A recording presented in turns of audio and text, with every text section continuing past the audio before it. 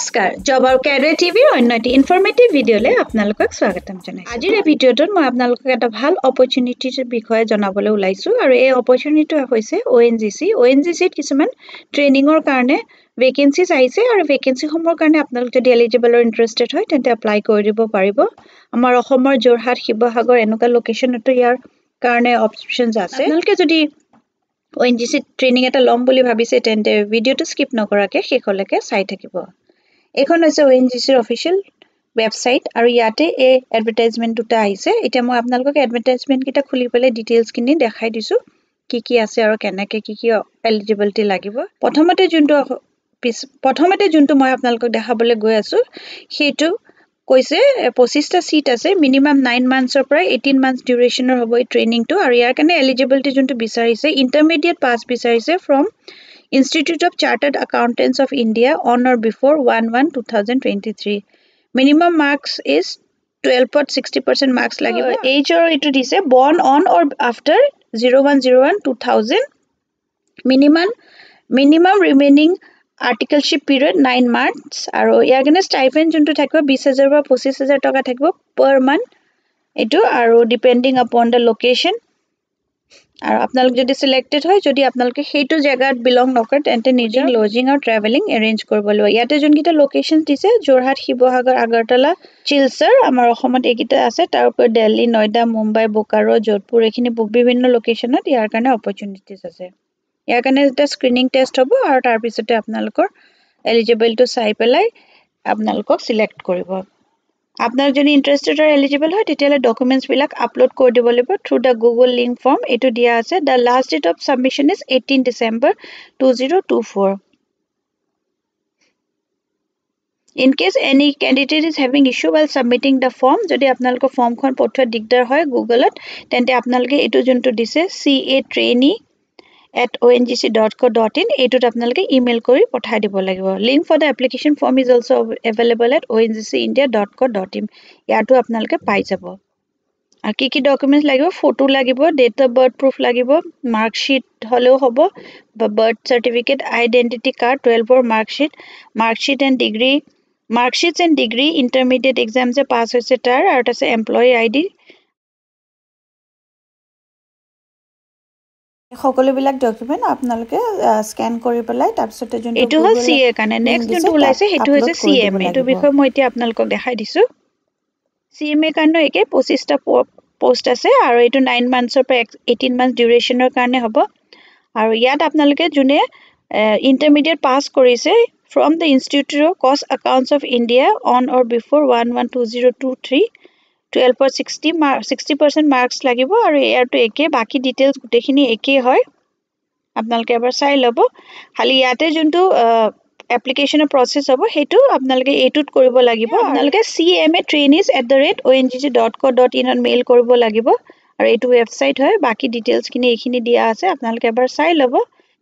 আৰু কি ডকুমেণ্টছ লাগিব, ফটো লাগিব, ডেট অফ বাৰ্থ প্ৰুফ লাগিব, মাৰ্কশ্বিট হ'লেও হ'ব বা বাৰ্থ চাৰ্টিফিকেট, আইডেণ্টিটি কাৰ্ড, 12ৰ marksheets and degree, intermediate exam যে পাছ হৈছে তাৰ, আৰু তাৰপিছত এমপ্লয়ী ID। যদি আপোনালোকৰ এলিজিবিলিটি মিলে CA বা CMA আপোনালোকে কৰিছে তেন্তে আপোনালোকৰ কাৰণে এইটো এটা ভাল অপৰচুনিটি হয়। ONGCত আপোনালোকে ট্ৰেইনিঙো কৰিব পাৰিব, শিকিব, লগতে 20,000 পৰা 25,000 টকা পাৰ মান্থকে আপোনালোকে ষ্টাইপেণ্ডো পাব।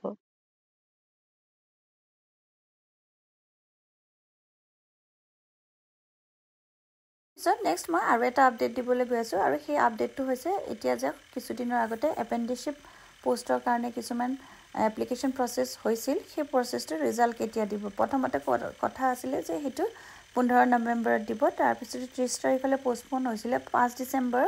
এতিয়া 5 ডিচেম্বৰটো নিদিয়ে, এতিয়া হ'ব 10 ডিচেম্বৰৰ কাৰণে এতিয়া নটিফিকেশ্যন আহিছে। যেতিয়া ৰিজাল্টটো আহিব আপোনালোকে কেনেকৈ কৰিব সেইটো মই আপোনালোকক দেখাই দিওঁ।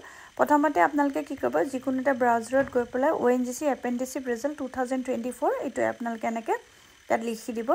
তাৰপিছতে এইখন পেজ আহিব, এইখন পেজ আপোনালোকে তললৈ স্ক্ৰল ডাউন কৰি যাব।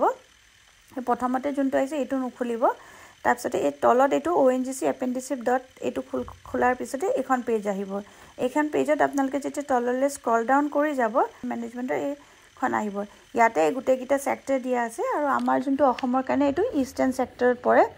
ইষ্টাৰ্ণ ছেক্টৰ এটা ইয়াতে এইটো লিখা আছে এখন মই যোনখন আপোনালোকক দেখাই আছো এখন লাষ্ট ইয়াৰৰ হয় 2023 হয় আৰু ইয়াতে আপোনালোকে ইষ্টাৰ্ণ সেক্টৰ যেটা ক্লিক কৰিব যোৰহাট শিলচৰ নাজিৰা শিৱসাগৰ এয়া দেখাব আৰু যোনটো জোনৰ কাৰণে আপোনালোকে এপ্লাই কৰিছে সেই জোনটোত আপোনালোকে ক্লিক কৰি দিব ক্লিক কৰাৰ পিছত এখন পিডিএফ ডকুমেন্ট খোল খাই যাব আৰু এইখনত গুটি ডিটেইলছ আপোনালোকৰ নাম কোনটো ট্ৰেডৰ কাৰণে এপ্লাই কৰিছে গুটি ডিটেইলছ খিনি দিয়া থাকিব আৰু আপোনালোকৰ ডকুমেন্ট ভেৰিফিকেশনৰ ডেট সকলোবোৰ ইয়াতে এনেকে আহি যাব কোনদিনা আপোনালোকে ডকুমেন্ট ভেৰিফিকেশন কৰিব লাগিব লগতে আপোনালোকৰ ওচৰত ইমেইলো আহি যাব আপোনালোকে যোনটো ইমেইল দিছে আৰু তাতে আপোনালোকক গুটি ডিটেইলছ জুডিচিয়াৰী ৰিক্ৰুটমেন্ট পাঁচটা পোষ্ট ওলাইছে পিয়নৰ আনৰিজাৰ্ভ ক্যাটাগৰী 3টা আছে আৰু ওবিসি 2টা আছে ইয়াত যোনটো পে দেখাইছে 12000 ৰ পৰা 52000 টকা আৰু গ্ৰেড পে 3900 হ'ব পৰিকিটাক এপ্লাই কৰিবলৈ যেটো এলিজিবিলিটি ক্ৰাইটেৰিয়া দিছে হেয়া হৈছে প্ৰথমতে সিটিজেন অফ ইন্ডিয়া হ'ব লাগিব আৰু তাছে এজ লিমিট 18 ইয়াৰ্স পৰা 40 ইয়াৰ্স লৈকে হ'ব লাগিব 1/11/2021 আৰু এজ ৰিলেক্সেশন সমূহ থাকিব এজ পাৰ গভৰ্নমেন্ট নৰ্মস তাৰ পিছতে ভ্যালিড এখন এমপ্লয়মেন্ট এক্সচেঞ্জৰ ৰেজিষ্ট্ৰেচন নম্বৰ থাকিব লাগিব আৰু মিনিমাম যেটো কোৱালিফিকেশন বিচাৰিছে হেতু হৈছে ক্লাস 8 পাস কৰিলে হ'ব 8 9 10 11 পাস 8 ৰ পৰা 11 পাস কৰা সকলে এপ্লাই কৰিব পাৰিব যদি আপোনালোকে ক্লাস 12 পাস কৰিছে তেন্তে পোষ্টৰ কাৰণে এপ্লাই কৰিব নোৱাৰিব এটো এপ্লাই কৰা যোনটো প্ৰসেস হ'ব হেতু আপোনালোকে যোনটো standard gazette part time form হয় তাত আপোনালোকৰ গুটি সেলফ এটেস্টেড কপিজ বিলাক আপোনালোকৰ যোনবিলাক পাস সাৰ্টিফিকেট হৈ গল marksheet caste certificate address proof employment এক্সচেঞ্জৰ ৰেজিষ্ট্ৰেচন সকলো বিলাক আপোনালোকে ফটোকপি কৰি সেলফ এটেস্ট কৰি ল'ব লাগিব আৰু লগতে recent passport size photographs colour photograph হ'ব লাগিব সেইখিনি একেলগে হেতু ফৰ্মখন ফিল আপ কৰি লগতে গুটি ডকুমেন্টছ খিনি একেলগে একটা এনভেলপত ভৰাই পেলাই আপোনালোকে লিখি দিব লাগিব যে এটো পিয়ন পোষ্টৰ কাৰণে এপ্লাই কৰিছো এটো application for the post of peon এটো লিখি পেলাই আপোনালোকে যোনটো ড্ৰপ বক্স থাকিব তাত গৈ পেলাই ড্ৰপ কৰি দিব পাৰিব বা আপোনালোকে এটো বাই পোষ্টটো পঠাই দিব পাৰিব এটো 17 তাৰিখটো লাষ্ট ডেট হয় এপ্লাই কৰা ড্ৰপ বক্সটো সিজিএম অফিস নগাঁৱৰ ভিতৰত নগাঁৱতে থাকিব or send to the post আৰু যদি আপোনালোকে বাই পোষ্ট পঠায় তেতিয়াহলে চিফ জুডিচিয়েল মেজিস্ট্ৰেট নগাঁও এটো যোনটো এড্ৰেছ হয় এটোত আপোনালোকে পঠাব লাগিব লগতে পিন কোডটো লিখি দিব নগাঁও পিন কোডটো আপোনালোকে অনলাইনও পাই যাব কি পিন কোড হয় হেতু লিখি পেলাই আপোনালোকে পঠাই দিব পাৰিব এখন হৈছে এডভাৰটাইজমেন্টখন এখন আপোনালোকে এবাৰ পঢ়ি চাই ল'ব আৰু ইয়াতে সকলো ডিটেইলছ মেনশন কৰা আছে যিখিনি অলৰেডি মই আপোনালোকক কৈছোৱে তো আপোনালোকে এলিজিবল আৰু ইন্টাৰেস্টেড হলে পোষ্টৰ কাৰণে এপ্লাই কৰিব পাৰিব এইটো ভিডিওত মোৰ জনাবলগা ইমানেই আছিল আপোনালোক যদি এলিজিবল আৰু ইন্টাৰেস্টেড হয় তেন্তে যোনকিটা ট্ৰেইনিংৰ বিষয়ে মই আপোনালোকক জনালো সেই পোষ্ট কিটাৰ কাৰণে আপোনালোকে এপ্লাই কৰি দিব পাৰিব আৰু পাৰিলে ফ্ৰেণ্ডছ আৰু ফ্যামিলিৰ মাজত ভিডিওটো শেয়াৰ কৰি দিব কোনোবা যদি সেই পোষ্ট কিটাৰ কাৰণে এলিজিবল আৰু ইন্টাৰেস্টেড হয় তেওঁলোকে এপ্লাই কৰিব পাৰিব আকৌ এটা নতুন ভিডিও লৈ লগ পাম ধন্যবাদ